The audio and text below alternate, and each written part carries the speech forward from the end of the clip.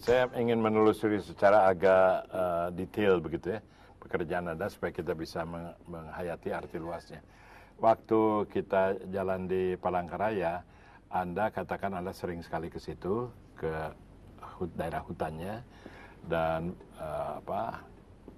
berkomunikasi dengan penduduk dan juga bicara mengenai konflik mereka dengan suatu perusahaan gitu ya. Nah, dari mikro, satu, Anda tuh orang apa ya? Secara akademis saya lulus dari... Secara etnis? Secara etnis saya orang Jawa. Oke, orang Jawa bisa di Kalimantan bicara dengan orang Dayak barangkali ya? Iya. Dan tidak ada hambatan kultural. Itu bahasanya bahasa apa, Pak? Ya, bahasa Indonesia tetap.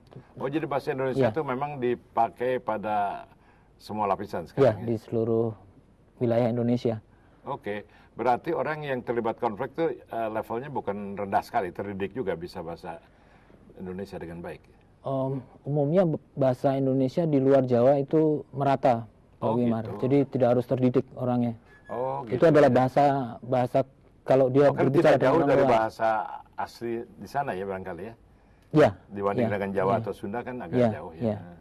Oke, jadi bahasa nggak ada gitu. Terus dari segi budaya, mereka konflik biasanya dengan perusahaan besar gitu kan? Iya. Nah, mereka tidak merasa mencurigai Anda itu mewakili kepentingan perusahaan besar? Oh iya, ada kecurigaan. Oh ada begitu? Ya. Nah, bagaimana mengatasinya tuh?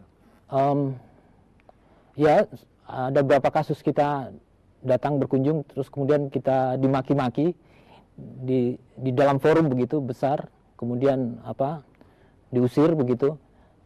Itu adalah ya bagian yang harus kita lewati, tahapan yang kita lewati. Anda memang. Kerja dengan satu tim atau sendiri? Dengan satu tim, Pak Wimar. Terus tidak pernah sampai ada peristiwa fisik gitu ya, diusir atau apa itu? Diusir hanya kata-kata saja. Oke. Tapi yang membawa Anda ke sana, yang mengundangnya emangnya siapa? Si perusahaan itu? Ya, jadi biasanya perusahaan sebelum dia melakukan investasi di wilayah tertentu, dia ingin tahu kondisi sosialnya seperti apa, apakah dia layak masuk ke situ atau tidak. Oh, itu yang disebut social assessment itu ya? Audit terhadap suasana sosial. Ya. Jadi Anda melakukan semacam studi kelayakan sosial ya? Ya. Pernah nggak satu kasus di mana Anda merekomendasikan tidak melakukan investasi? Umumnya kita melihat dari sisi konflik, dari sisi yang bagaimana ini diresolusi, Pak Wimar. Jadi bukan bagaimana ini tidak mungkin diresolusi. Jadi kita memang diminta untuk memahami itu, bagaimana sebetulnya konflik itu terjadi dan bagaimana diresolusi.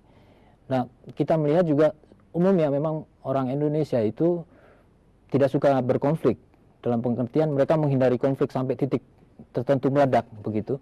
Dan ada intelijensi untuk penyelesaian konflik sebetulnya secara lokal di setiap wilayah, di Kalimantan, di Papua. Jadi sebetulnya suatu konflik yang terbuka dan kemudian manifest itu sedikit sekali dibanding potensi yang ada sebetulnya. Kalau kita lihat studinya Konsorsium Pembaruan Agraria, mereka hanya sekitar 600 kasus ya untuk seluruh Indonesia dan hanya sekitar 2,3 juta hektar lahan yang apa itu tadi disebut konflik yang manifest itu apa itu? Umumnya sampai dia membakar lahan atau menahan alat berat. Sebelum manifest itu ada tahap lain. Iya. Saya pernah dengar tuh apa tuh namanya? Laten, kemudian emerging, kemudian manifest. Itu yang saya pancing-pancing. Asik soalnya dengarnya. Jadi setiap orang mempunyai konflik laten. Saya dengan Citra tuh ada konflik laten. Gitu. Tapi kalau di manage tidak menjadi parah. Kalau tidak jadi emerging terus jadi manifest. Nah jadi orang kan suka menganggap Indonesia ini daerah yang keras, daerah yang conflicting. Gambar orang bacok-bacokan di Dayak, di Papua. Tapi menurut Anda itu semuanya tahap manifest aja gitu ya? Iya. Sebelumnya juga banyak yang tidak muncul. Apa itu menjelaskan ada orang bilang, kok zaman Soeharto nggak banyak ribut, sekarang kok jadi ribut? Nah itu bagaimana penjelasannya? Artinya lebih baik Orde Baru aja orang nggak berantem katanya. Itu gimana jadi? begini Pak, seperti tadi di pembukaan Pak Wimar sudah sebutkan, sebetulnya ada 3 macam itu, dan seringkali memang yang dimunculkan oleh media itu adalah yang sifatnya lebih politis, bukan lahan dan sebagainya. Dan kita lihat juga memang sorotan media antara Orde Baru dan sekarang berbeda. Di Orde Baru boleh dibilang media semua dikendalikan. Jadi dipilih mana. Jadi kalau kita hitung berdasarkan riset media, tentu kita akan mengambil kesimpulan yang salah tentang suatu konflik. Di Orde Baru kita melihat konflik, begitu ada laporan luar negeri mengenai konflik yang terjadi di Indonesia, kita tidak bisa melihat sendiri di media kita sendiri.